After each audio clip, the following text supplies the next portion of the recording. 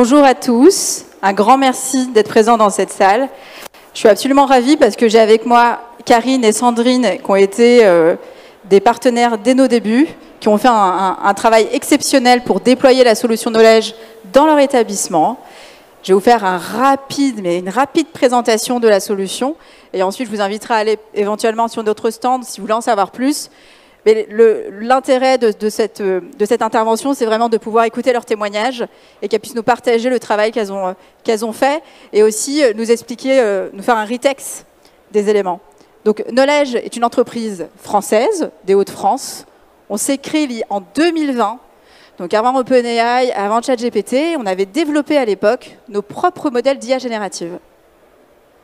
OpenAI est arrivé, on a mis ça à la poubelle. Et puis, on a développé une solution qui permet aujourd'hui de transformer toutes vos ressources, PDF, doc, vidéo, en activités interactives en l'espace de quelques minutes.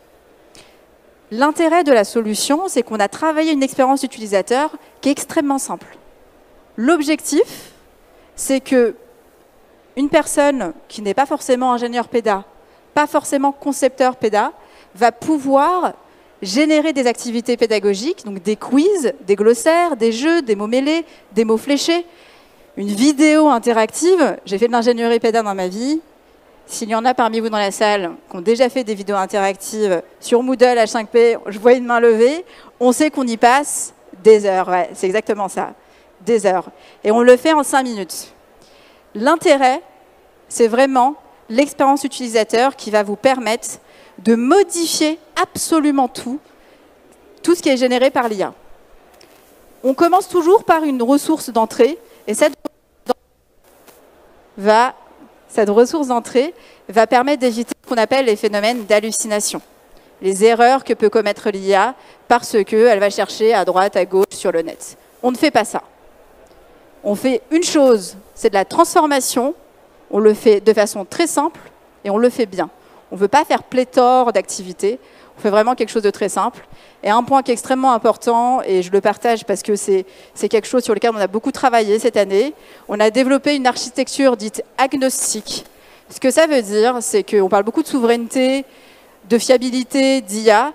L'architecture qu'on a développée vous permet de vous plugger à n'importe quel modèle. Si vous avez vos propres modèles, vous pouvez les plugger. Si vous avez des modèles, si vous voulez du Mistral, en 10 minutes, on peut vous mettre sur du Mistral. Si vous voulez sur des serveurs qui vous sont propres, on peut le faire aussi. C'est un élément qui est essentiel. C'est ce qui va permettre en fait de faire un déploiement d'IA massif sans prendre de risques et en étant future-proof par rapport aux réglementations à venir, notamment en Europe. Et donc là, vous êtes sûr d'investir sur le long terme avec la solution Knowledge. Et puis un grand sujet, et puis j'arrête là parce que je suis très bavarde, et je vais laisser la parole à Sandrine et Karine. Un autre sujet, c'est l'inclusion. Toutes les activités générées sont accessibles grâce à un add-on où on absorbe les coûts pour vous. Et ça permet, pour les personnes avec des troubles 10, avec des problèmes de vue, de pouvoir lire les activités. Accessibles à tous. Merci à tous, et je rends la parole à Sandrine et Karine. On a un problème de son sur les micros. Thank you for... Je vais passer par le traditionnel micro. Donc bonjour à tous, je suis Sandrine Abouab, directrice pédagogique du campus du Lac. Je vais vous faire une brève présentation de l'entreprise dans laquelle je travaille parce que c'est important de comprendre dans quel contexte nous évoluons et pour comprendre aussi ce que Knowledge a pu nous apporter. Donc le campus du Lac, c'est le campus de formation professionnelle de la Chambre de commerce et d'industrie de Bordeaux. On est un centre de formation, nous avons 1500 apprenants qui sont soit des apprentis, soit des étudiants. On intervient sur de la formation dans le tertiaire, commerce, marketing, gestion. Et dans l'hôtellerie, restauration et le tourisme, on a des stagiaires qui sont essentiellement des apprentis. Et on intervient du CAP au master avec une trentaine de certifications et près de 106 classes et 3 sites de formation. Donc le campus du Lac et le digital, c'est déjà une vieille histoire. On a commencé il y a déjà quelques années. On intervient avec des formateurs qui sont soit des formateurs salariés du campus, soit des formateurs consultants, donc qui viennent pour quelques interventions. Et depuis 2008, on utilise une plateforme LMS, une plateforme de digital. Merci Reda. Donc on utilise une plateforme depuis 2008, mais ce n'est pas la même plateforme. En fait, on a connu tous les soubresauts que tous nos collègues OF ont connus, donc avec des plateformes auteurs, des plateformes open source et une succession d'outils. Donc là, depuis 2008. On a basculé sur Moodle depuis 4 ans maintenant et on n'en bouge plus. On essaye de stabiliser. On a un objectif de 10% de contenu en e-learning pour la rentrée, pour cette année scolaire. Et qu'est-ce que je peux vous dire d'autre? Que depuis ces années, on a mis en place un service interne de formation, d'innovation pédagogique, et on a un plateau technique pour concevoir nos propres ressources. Donc on est vraiment bien outillés. On a la chance d'avoir une entreprise et une direction qui veut aller vers l'innovation pédagogique et qui y met les moyens. Vous voyez quelques logos d'applications qu'on utilise. Donc en gros, sur le papier, c'est plutôt bien. Mais en fait, tout ne s'est pas passé comme prévu. On a eu un déploiement plutôt laborieux.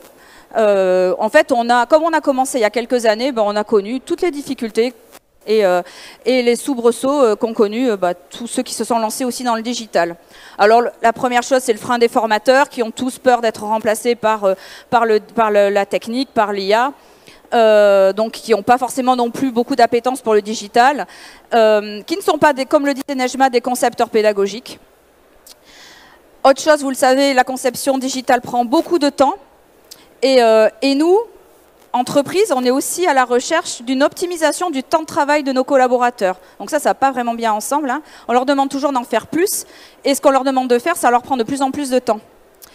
On a aussi un public exigeant, qui voit sur les réseaux des solutions digitales hyper performantes, des choses très ludiques, et donc ils attendent aussi des contenus variés et interactifs.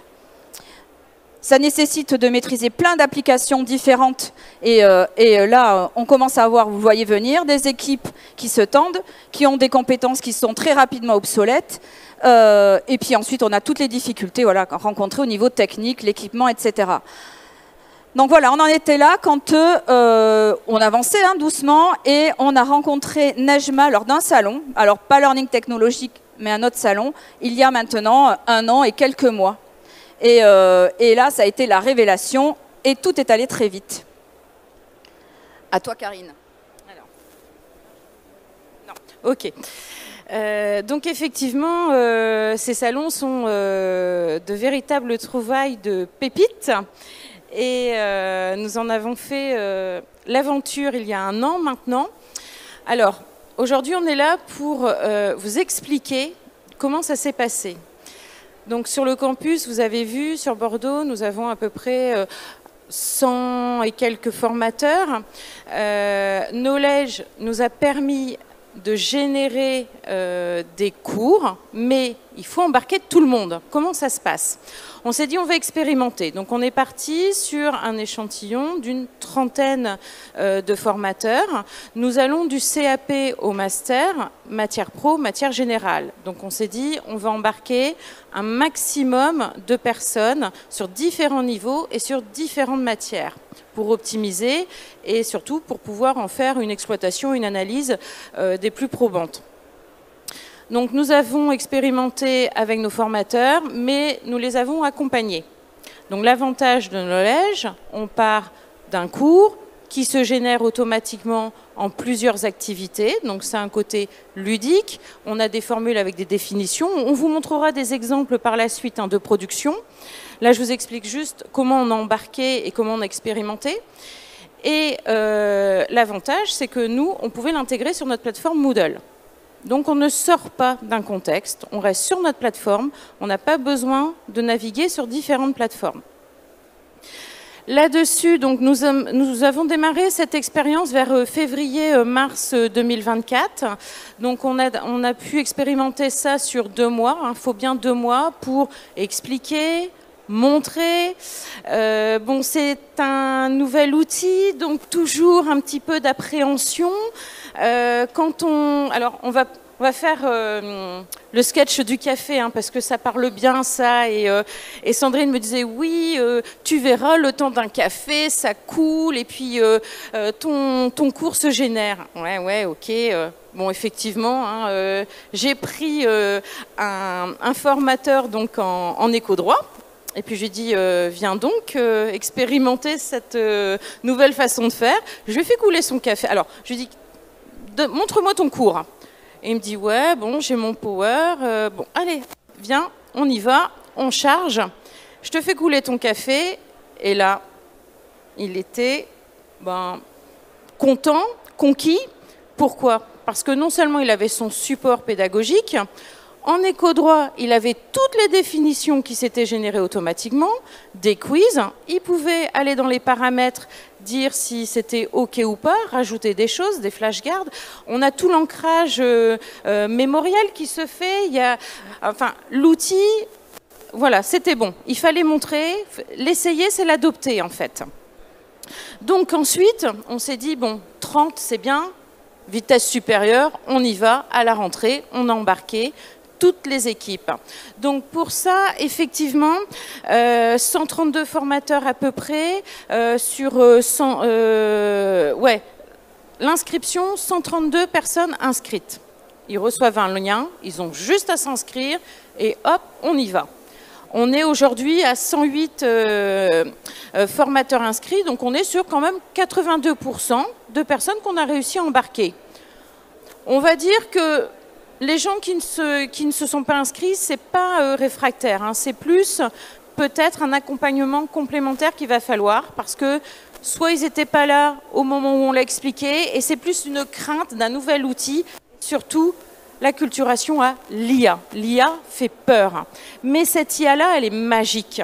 Parce qu'aujourd'hui, quand on va sur différentes IA, on va sur la toile. Et on n'est pas maître des sources. Et qu'est-ce qui nous permet aujourd'hui d'être maître de ces sources-là? C'est justement la matière première qu'on va mettre dans Knowledge et qui va nous générer, à partir de notre matière première, toutes les activités. Alors c'est un réel plus parce que quand on est sur des diplômes éducation nationale, quand on est tenu à quand même la fiabilité de nos ressources. Donc là, on l'a. Voilà. Donc voilà, il faut piloter tout ça aussi. Donc, Knowledge, on a accompagné nos équipes. Quand on faisait des formations Moodle, Knowledge a fait partie intégrante de nos formations. Le pilotage se fait par nos managers intermédiaires. On a pu mettre des outils de pilotage pour pouvoir aller voir si le formateur avait conçu à partir de ces données-là. Sinon, utilisation, justement, on avait un service formation interne qui accompagnait. Et on va dire en 10 minutes, la formation se fait sur Knowledge. Très vite, on y voit son intérêt. Très vite, on est conquis et très vite, on l'adopte. OK. Oui, on peut passer à la suite. Donc aujourd'hui, on avait depuis plusieurs années Moodle, on essaie de booster et d'accélérer le mouvement. On veut aujourd'hui, on va dire, les plateformes servent de je dépose des fichiers. D'accord? Ça rassure. J'ai mis mon cours, j'ai mis mon power. Oui, mais aujourd'hui, on veut essayer de faire plus. Si on a une plateforme LMS, le LMS permet de pouvoir consulter le cours, mais aussi d'évaluer le contenu. Où j'en suis de ce contenu-là? Est-ce que je le valide ou pas? Est-ce que j'ai besoin de renforcer? Knowledge permet de booster l'utilisation de notre LMS. Voilà. Aujourd'hui, ça a été un accélérateur de contenu, parce que le formateur a la fierté de se dire en 5 minutes de mon cours, j'ai généré une quinzaine d'activités variées et qui permet de monter, permet une montée en compétence de l'apprenant. Je peux rajouter? Oui. L'intérêt là aujourd'hui pour nous OF, c'est ça nous a permis d'avoir une offre de formation au niveau digital assez uniforme sur tous nos niveaux de formation et rapide. Je crois que c'est ça aussi le maître mot et vraiment l'utilité majeure de Knowledge, c'est de pouvoir permettre très rapidement à toute une équipe pédagogique d'avoir des contenus digitaux interactifs qui plaisent aux élèves, qui sont utilisés. Et ça leur permet aussi, on a vu qu'ils étaient très fiers des contenus qui avaient été proposés. Et donc ça a augmenté l'utilisation des outils digitaux. Et en fait, on est dans un cercle maintenant plutôt vertueux. Voilà, ça nous pousse à aller plus loin. Et je préciserai que sur les formateurs qui n'ont pas forcément utilisé Knowledge sur les 100 et quelques, ce sont soit ceux qui sont vraiment très réfractaires, ou alors les pionniers, parce qu'on a, comme dans toutes les équipes, on a des pionniers, des gens qui sont déjà très très habitués au digital, qui manient très bien H5P et qui, eux, ils vont direct. Voilà. Là, ça nous a vraiment permis de démocratiser l'outil. C'est vraiment l'essentiel, c'est l'intérêt majeur, et surtout d'être motivé et mis en confiance. Je vais rebondir rapidement sur ce point-là, qui est un point très important qu'on évoque très, très peu, mais ce sentiment de compétence, sentiment que mon action a de la valeur, je crée du sens, je crée de la valeur. On a mesuré ça auprès de nos utilisateurs, et ce qu'on voit, c'est qu'il y a effectivement un sentiment de compétence qui émerge grâce à l'utilisation de la solution.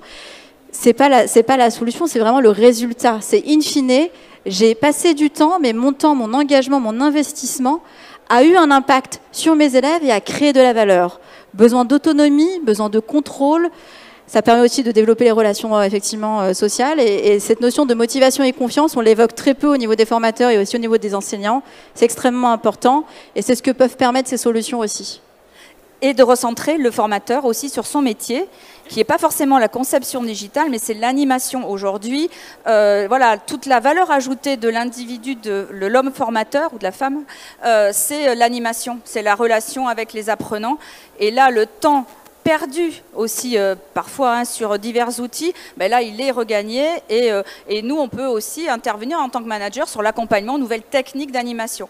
Donc en fait on redonne aussi du sens à l'activité de formateur et c'est vraiment du gagnant-gagnant. Alors je vais vous projeter quelques exemples de ce que certains formateurs ont réalisé. Ici, vous avez un formateur qui intervient dans les formations supérieures du campus. Donc voilà, un bachelor. Et là, il a créé ce quiz le temps d'un déjeuner. En fait, il a une idée avec un collègue. Ils ont créé le quiz. Donc en fait, le quiz a été créé par Knowledge. Ils ont simplement mis leur contenu. Et donc le temps d'une pause entre midi et 2. Là, c'est une intervenante en informatique. Donc là, c'est un glisser-déposer. Donc là aussi, son cours était sur un PDF ou un PowerPoint. Et donc là, le Knowledge a permis de créer des activités type glisser-déposer. Ça, oui, vas-y. Ouais, alors justement, parce qu'on doit avoir sûrement des formateurs dans la salle, et on a une variété de supports, c'est-à-dire qu'on peut mettre du Word, mais comme on peut mettre aussi de la vidéo. Et là, Marie, justement, a intégré une vidéo qui a été retranscrite, donc le texte est retranscrit, et à partir de là, ça va nous générer des activités derrière. Donc ça, c'est hyper sympa aussi. Et moi, j'ai beaucoup aimé quand elle a dit rêver de faire des vidéos interactives. Knowledge l'a fait pour nous. Quel gain de temps! Là, vous avez des petits points en bas de l'écran. Et les petits points, là, les cercles, c'est les endroits où sont intégrées les activités interactives. Donc là aussi, on peut prendre n'importe quelle vidéo et après la réexploiter en cours ou sur une plateforme. Là, c'est une intervenante en bac professionnel aussi et en histoire géo. C'est pas la matière la plus sexy pour les élèves, ils ne sont pas forcément passionnés. Ça, le français, voilà, il y a des matières un peu dures et brutes. Donc là, c'est un glossaire. Donc on peut aussi avoir des flashcards, des mots croisés. Et puis je crois, Nejma, que sur la nouvelle version, il va y avoir d'autres activités. Alors oui, on va offrir beaucoup plus d'activités. Ce qu'on a ajouté dans cette nouvelle version, c'est surtout la capacité donc, de changer le niveau de difficulté. Je vais reprendre la taxonomie de Bloom parce que ça parle à tout le monde. On essaye d'aller au maximum, au top de cette pyramide et dans l'application vraiment de la connaissance. Et en termes d'activités, on va avoir un PowerPoint qui sera généré, et ça arrivera au mois de février, un PowerPoint qui sera généré à partir des contenus mis en entrée, avec lequel le formateur pourra aller plus loin dans son cours. On aura aussi de la vidéo et des activités de plus en plus interactives. Ce qu'on va aussi beaucoup permettre, c'est de pouvoir créer cette homogénéité qui est très demandée, créer de la cohérence, et vous allez pouvoir mettre des guidages pour les formateurs. Il y a le chatbot qu'on ne trouve pas ici, et c'est un chatbot qui va permettre d'accompagner le formateur de la sélection de la ressource qu'il souhaite transformer à la génération des activités. Donc on voit bien que là, elles ont fait un travail exceptionnel. Honnêtement, merci beaucoup. Je vous le dis de vous à moi, je n'ai pas vu la présentation. Elles interviennent, vraiment, elles arrivent, elles disent exactement ce qu'elles veulent. Je suis absolument ravie parce que c'est très positif, je suis très contente. Mais c'est un travail monstrueux que de pouvoir déployer en interne et c'est un déploiement qui a été un succès. Et ça, c'est un grand bravo, parce que c'est pas facile.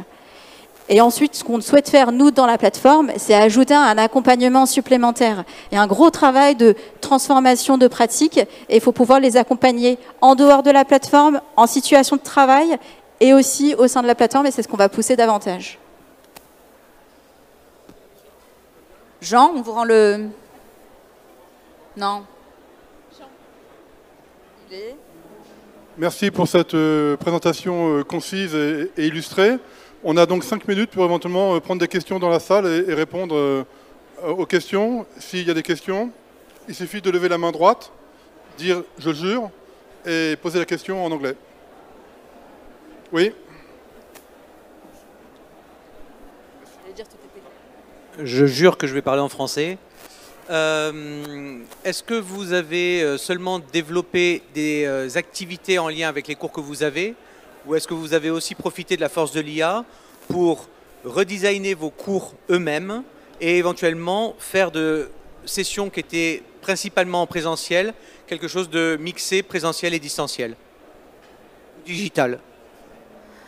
Alors, les formateurs l'utilisent aussi bien en présentiel qu'en distanciel, hein, puisque la plateforme, on utilise Moodle, hein, et la plateforme, elle est utilisée aussi bien par les élèves en toute autonomie que par les formateurs pour animer les cours. En plus, on a des sections qui sont des petits niveaux de formation, hein, des CAP, ils n'ont pas tous un ordinateur, donc voilà, c'est aussi un outil d'animation de cours. Et alors, il y a plein d'autres outils qui permettent de faire des choses très bien via Moodle ou n'importe quelle autre plateforme. Je pense à Geniali, qui font des choses, Canva. Voilà, donc on utilise tous ces outils-là, mais l'intérêt vraiment, là, c'est le côté variété très rapide. Si vous avez bien compris, parce que nous, au niveau RH, dans un centre de formation avec près de 110 formateurs, il faut qu'on gère leur temps de travail, qu'on les accompagne. Et c'est la force du modèle. Mais voilà, présentiel, distanciel, pareil. Est-ce qu'il y a une autre question dans la salle? Oui, j'arrive.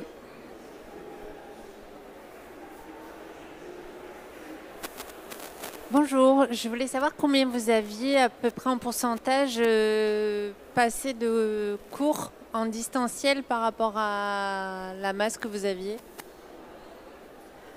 Alors, il y a l'objectif et la réalisation, hein. L'objectif, nous, c'est d'avoir 100% de nos cours qui soient déposés sur notre plateforme. Donc, cours déposés, hein, on ne va pas se voiler la face, c'est une bibliothèque de ressources à disposition des élèves. Donc, les cours peuvent être de plein de formats. On a demandé à nos formateurs, on leur a posé un objectif d'utiliser Knowledge pour transformer ces cours en activités interactives. Donc potentiellement, on pourrait avoir quasiment la totalité. On y va doucement. On a un objectif de 10%. 10% des contenus. Alors je ne peux pas vous donner la quantité, mais voilà, c'est 10% des contenus pédagogiques interactifs. Merci. Autre question? Oui.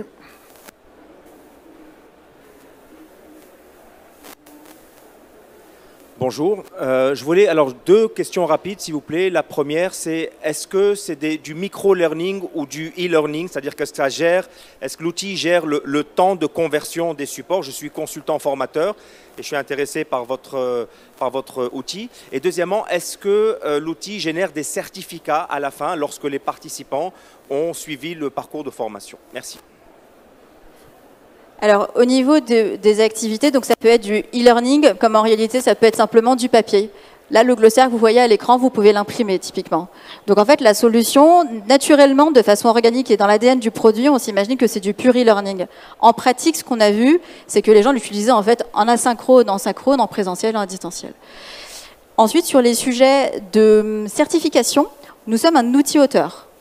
Et donc, l'étudiant, l'apprenant ne vient pas sur notre plateforme. C'est un espace qui est dédié aux formateurs, aux concepteurs PEDA. Et ça, c'est un élément essentiel pour l'acceptation et l'adoption de la technologie. C'est son espace privé, personne n'y a accès. Et ensuite, il va générer donc des micro-learning, on peut appeler ça des micro-learning. Donc là, on a un grain, c'est un glossaire. Et donc dans la plateforme Moodle, on peut se dire, voilà, je fais mon propre scénario pédagogique. Je vais d'abord mettre le glossaire avec un résumé et la vidéo interactive avant de venir en classe. Il nous reste 2 minutes. Et ensuite, en post-classe, ajouter d'autres briques de micro-learning. Vraiment l'intérêt, outil auteur, accessible, et c'est très important pour le déploiement et l'acceptation et l'adoption, c'est vraiment la partie où l'enseignant a son espace à lui. Dernière question peut-être, en français ou en flamand. Oui, j'arrive. En flamand? C'est la dernière question. Flamand. En flamand? Bonjour. Bien sûr. Pour votre centaine de formateurs, combien de licences vous avez acquis et est-ce qu'ils ont chacun accès sur leur poste? Ah, business model. Alors, c'est excellent parce qu'il y a Reda qui est notre directeur des ventes qui me dit, Najma, surtout, dis-le, va tous aller nous voir à notre stand et il pourra vous présenter notre super nouveau business model qui est très attractif, honnêtement.